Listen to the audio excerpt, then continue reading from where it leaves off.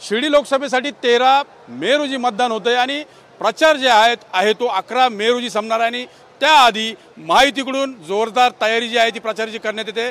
ठिकठिकाणी सभांचा धडाका सुरू आहे। मुख्यमंत्री उपमुख्यमंत्री सर्वच जण सभा घेऊन जे महायुतीचे उमेदवार आहेत सदाशिव लोखंडे यांच्या विजयासाठी बघितलं तर तळ ठोकून आहेत। आज कोपरगावमध्ये सभा पार पडते।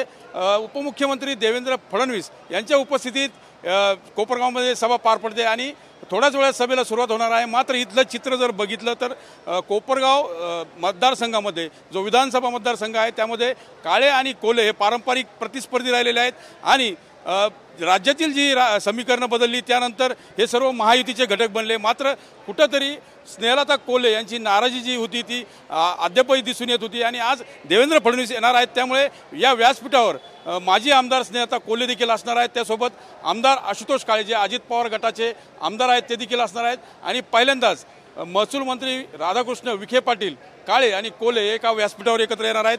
जी नाराजी आहे ती दूर करण्याचा प्रयत्न मुख्यमंत्री एकनाथ शिंदेंनी देखील केला होता। त्यानंतर गिरीश महाजन देखील स्नेहलता कोल्हेंना भेटले होते। मात्र राधाकृष्ण विखे पाटील हे पालकमंत्री असताना त्यांच्या कार्यक्षेत्रातील ज्या ग्रामपंचायती आहेत त्यासाठी विकास निधी देत नाही असा आरोप जो आहे तो कोल्हेंनी केला होता आणि त्यानंतर अंतर्गत कलह वाढत गेला आणि त्यांनी सक्रिय न होता प्रचारामध्ये फक्त कार्यकर्ते उतरवले। मात्र आज स्नेहलता कोल्हे देखील या व्यासपीठावर असणार आणि त्यांची नाराजी जी आहे ती दूर करण्यात खरं तर उपमुख्यमंत्री देवेंद्र फडणवीस यांना यश येतंय का हे पाहणं महत्त्वाचं आहे। पहिली भेट जी आहे देवेंद्र फडणवीस हे त्यांच्या निवासस्थानी कोल्हेंची घेणार आहे आणि त्यानंतर व्यासपीठावर त्यांचं आगमन होणार आहे। मात्र कुठंतरी जे प्रतिस्पर्धी आहेत विधानसभेसाठी कोपरगावच्या ते आज एकाच व्यासपीठावर दिसून येतील। कॅमेरा पर्सन गणेश मोरेसह मी मनोज गाडेकर, कोपरगाव, अहमदनगर।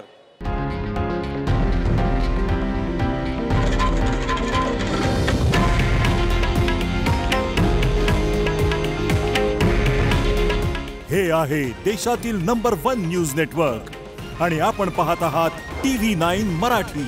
काळजी तुमची, हित महाराष्ट्राचं।